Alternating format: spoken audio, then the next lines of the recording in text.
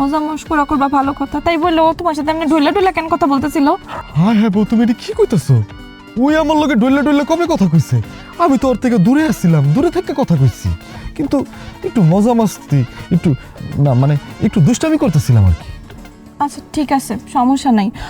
তুমি যে এখানে বইসা আছো, তোমার যদি 20 পিঁপড়া কামড় দেয় তাহলে আমার কি হবে জান? না না, 20 পিঁপড়ায় কামড় দিব কেন? আমি তো এখানে বয়ে রইছি আরামে, দেখো না চারিদিকটা খোলা, কি সুন্দর, আমি বাতাস খেতেছি। দেখছো, তুমি বাতাস খাইতেছো, তার মানে তোমার অনেক ক্ষুধা লাগছে না?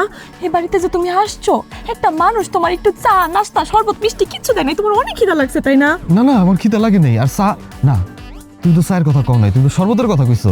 শরবত তো আনতে গেছে শালিকা, সমস্যা নেই, আইনা দিবি, আইলে খাবো। দেখছো, পরে যে আমি পাঠাইছো কি শরবত আনতে যায় মইরা গেছে, নাকি শরবত ফ্যাক্টরি থেকে ও বানায় আনবে শরবত?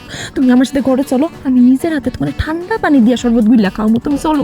না সেটা ঠিক আছে, কিন্তু কইতেছিলাম কি বউ, আর একটু বসি, জায়গাটা ভালোই লাগতেছে।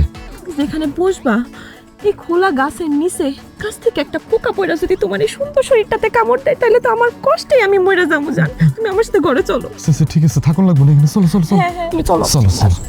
আরে আমার সুন্দর জামাইটা কালা হয়েছে রোদের মধ্যে পুরো।